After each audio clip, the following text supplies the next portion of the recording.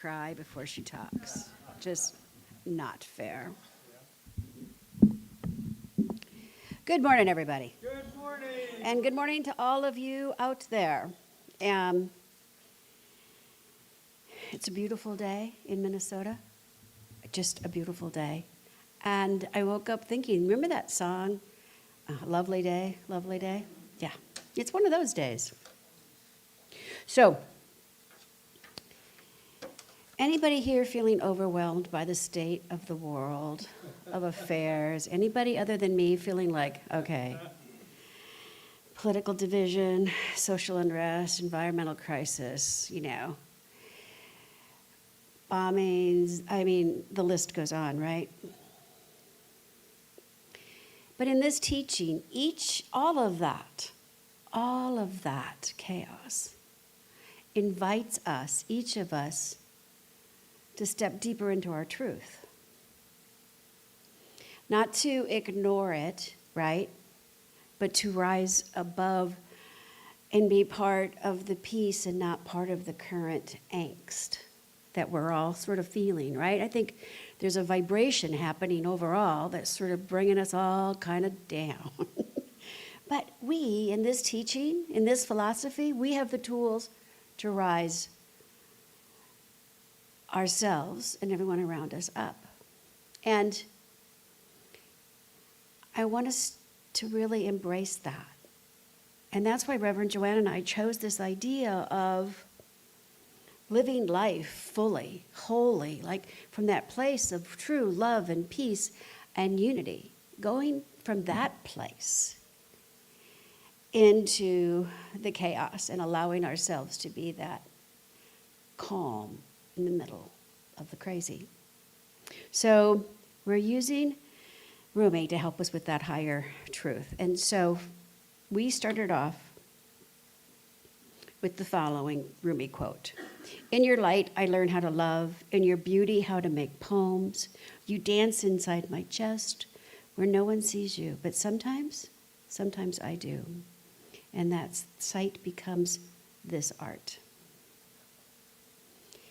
Rumi spent a lot of his poems and his wisdom and words on the beloved, right? The beloved. And he didn't view the beloved as up there. He viewed the beloved as expressing within here. That peace that connects all of us. In your light, I learn how to love. That's when we get quiet and go into our own light. In your beauty, how to make poems, how we can dance and sing with ourselves. And to somehow, every now and then, just glimpse that within. It's just this wonderful idea of unconditional love that one has for, with, and as oneself. What a sweet place to live from. And I think it's something that we all strive for. And sometimes we get it. Sometimes we see the art. Sometimes we recognize that we are truly spiritual beings. Which takes us to the next Rumi quote. You were born with potential. You were born with goodness and trust. You were born with ideals and dreams. You were born with greatness. You were born with wings. You were not meant to crawl, so don't. You have wings. Learn how to fly. Learn how to fly by stepping out of the daily doingness and into that spiritual beingness. Not just during our spiritual practice, but whenever we have a need to take a deep conscious breath. Even whenever we walk by a mirror, if we just view ourselves as, that's one spiritual being that I'm glad I know. Think about it. Just stepping into that power. And last week, Reverend Joanne shared the following Rumi quote. Your task is not to seek for love, but to merely seek and find all the barriers within yourself that you have built against it. Those barriers Those barriers that stop us from remembering our truth, that we are the divine essence of the One, that we are love in our own unique action and expression, right? That goodness. That we don't have to wait for anything, long for anything, seek anything. We just have to be still and remember that truth and allow ourselves to attract to us what is like us. So today, I get to wrap it all up with one of my favorite quotes of Rumi. Yesterday I was clever, so I wanted to change the world. Today I'm wise, so I want to change myself. When I first got into this teaching, way before Oprah, right? I mean, like before it was acceptable and cool, I was on fire, man, and I wanted to tell, and I'm gonna see if Sue and Colleen can relate to this. I wanted to tell the whole world about this teaching, right? Everybody. I just thought, everybody needs to do this. Everybody needs to get on fire, and everybody needs to do it this way, because this way is the way, right? I was on fire, and my family was like, you can come to visit. Do not bring up church, okay? Just don't bring up church. But I think we feel that way, right? When we first get all jazzed about something, but at some point, we become wise enough to get quiet and still and recognize that it's not about what anybody else out there is doing. It's about here. It's about allowing, as Rumi suggested, having that fundamental spiritual shift that out there is out there, but what we control is right here. That's where our power is. We want to change everything out there because we know the right way everybody should be, act and do and think and feel. We know all of that. But that's for them to figure out. We're not here to figure that out for anybody but ourselves. And so when we see problems, right, and we have people that come around and they want to talk about those problems, right, and their solutions, and we're all like-minded, we kind of get on the same bandwagon, like, yeah, let's all do this. Oh, that's not being wise, right? That's being enthusiastic, which is great. But what if instead we took everything out there and just embodied it with love through our dreams, through our visions? Yes, we can solve things. But when we really, truly solve things, we're doing it through that divine, inherent wisdom that we have within us. Now, I'm not suggesting we shouldn't take action. I'm not suggesting we shouldn't get involved. If there's a cause that is calling us, all of those things, I'm not suggesting any of that. But what I am suggesting is that we don't need to push it on anyone else. We don't need to force it. We don't need to talk incessantly about it, right? We don't need to push it towards anyone. Our job, our responsibility, I'm going to say, our only responsibility is to be one with ourselves and allow that spiritualness to lift, to provide comfort and guidance. Rumi suggests that. He suggests that in this statement, it's all about starting within ourselves. That's where the real change starts. And that real change, when we start to really change ourselves, and enough of us gather together in communities like this, enough of us gather in classes and lecture halls, when enough of us do that, we can really have an impact on the social consciousness of the world, at least of our part of the world. Ernest Holmes, in The Science of Mind, wrote, "The only thing that needs changing is our thought. When we change our thinking, we automatically change our life." We're not powerless. We are never powerless. Because we always have the ability to reset, to take that breath and go within, to look to the light within to provide not an ability to fix it, but to transform it through our own transformation. When we fall in love with life, we can inspire others to do the same thing. Because people kind of want what you've got. Have you noticed that? When your life is going well, you're attracting all this goodness, you also start attracting individuals who want that goodness.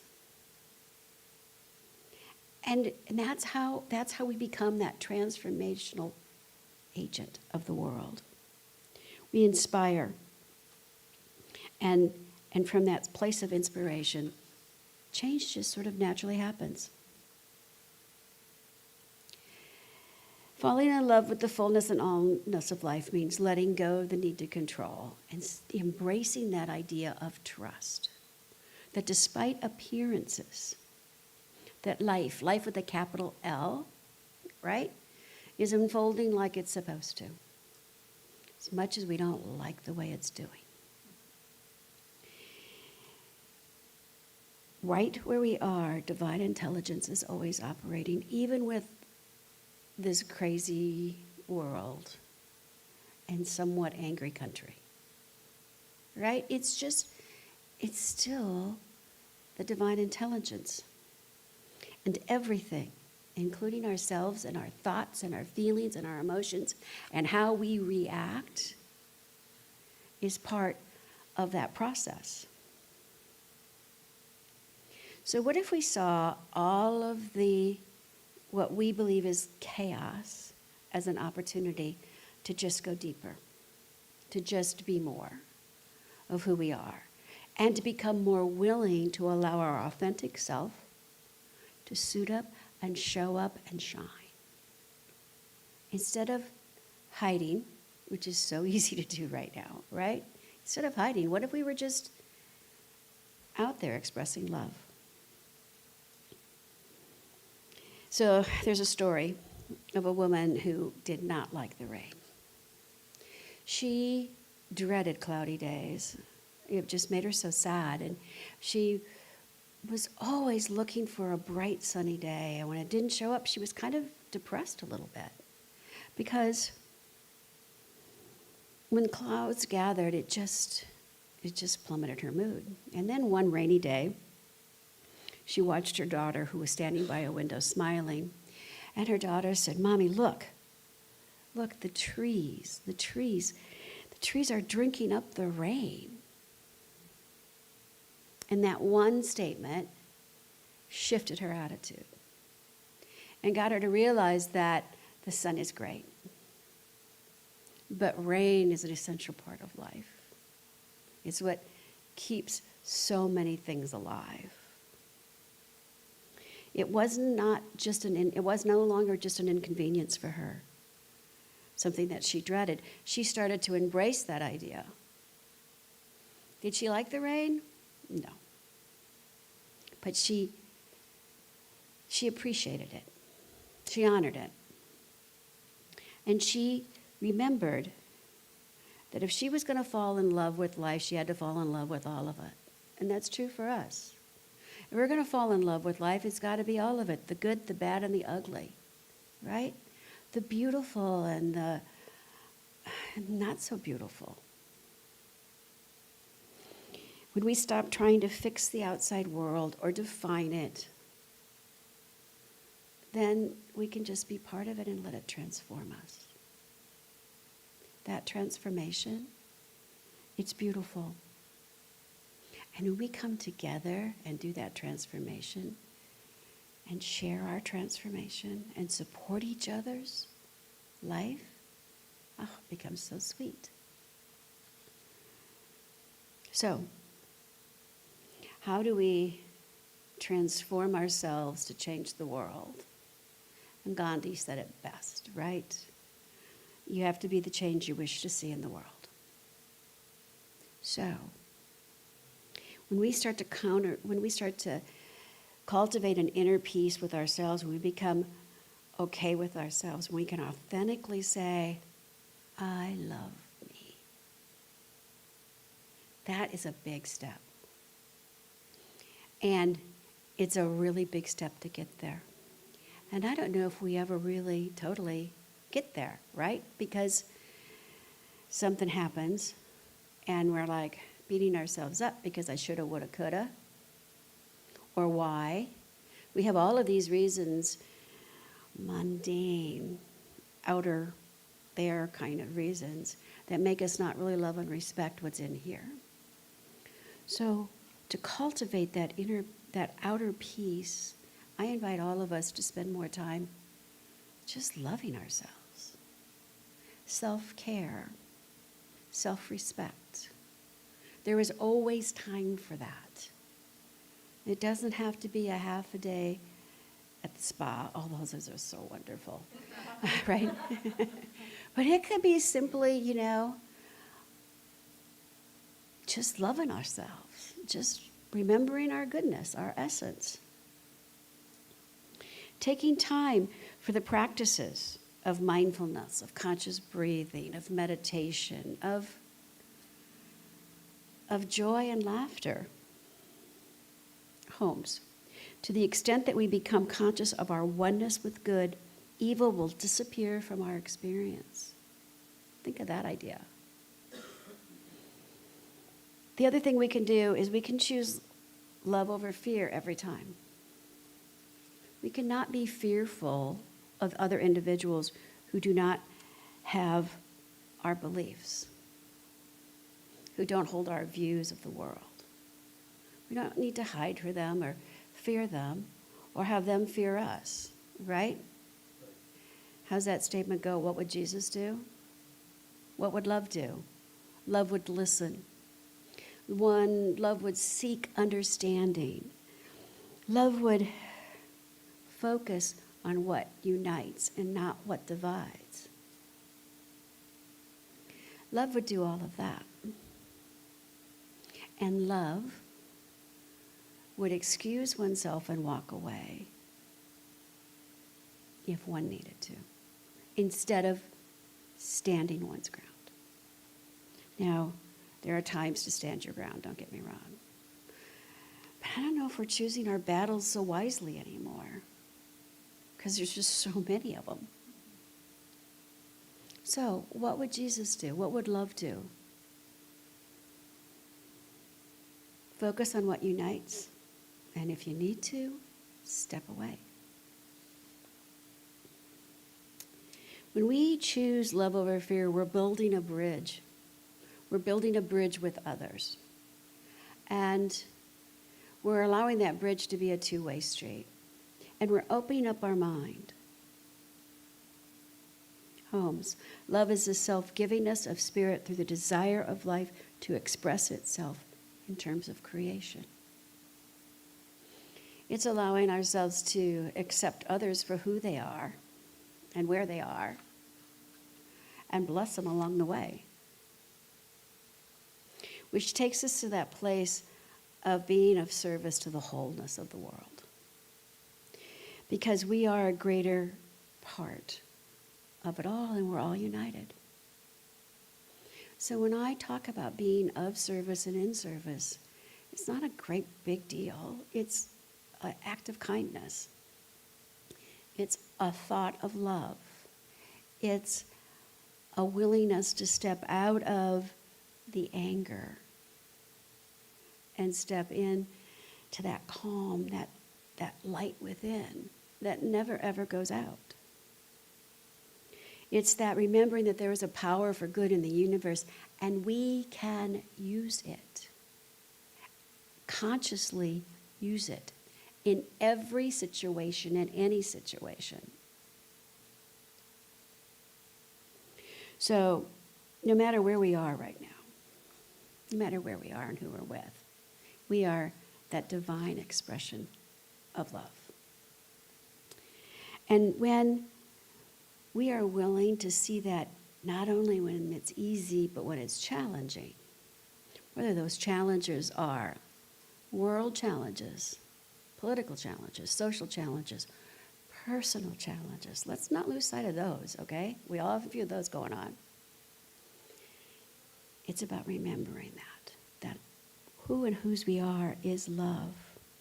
That in this moment we can trust that higher essence to be, do, and act, and guide, and direct. We can trust it. We can trust ourselves. We don't have to play with the crowd. We can stand out. So I have your assignment this week. Your assignment this week is to listen to or read Ernest Holmes' Sermon by the Sea. He gave it at Asilomar in 1959. It would be the last time he would speak at Asilomar. Asilomar is a place in Northern California where religious scientists would gather once a year and celebrate life. And it would be the last time he spoke there. And so when you read it or when you hear it, and I've got copies in the back if you're interested, but if you can listen to it and just hear the waves in the background, you'll be amazed. But here's part of it. Part of it is, find me one person who is for something and against nothing. Find me one person who no longer has any fear of the universe or of God or of man or of anything else. Find me someone who has given all that he has to love. Find me one person who can get his own littleness out of the way. Find me one person who knows how to talk to God, really talk to God. Find me one person who communes with cause and effect. Find me one person who is no longer sad. Find me one person whose song is really celestial. Find me one person who so completely divorces himself from all arrogance. Find me one person. And here's the key line. That one person, you don't have to go anywhere to find that one person. Each of us is that one person. Because each of us has those qualities, those aspects, that essence within us. Each of us has everything that the master teacher Jesus had. Think about it. We're all one. We all have in us exactly what we need to be that one person. And when we stand together and appreciate that oneness within us, and then we take it out to the world, there's no stopping it. So that's your assignment, Sermon on the Sea. It's not that long. And it's all over. You can find it all over. And there's a couple of them out there that actually have people who actually sound like Ernest Holmes. Read it, which is kind of cool. But in closing, I want us to remind ourselves of Rumi's words, that true wisdom isn't about sharing what we think with people. It's about remembering who we are. And it's to come to serve others from that place of wholeness. Not because we think that they need it, but because we need it. We need to give because we're so full. We need to share our trust and our kindness and our love.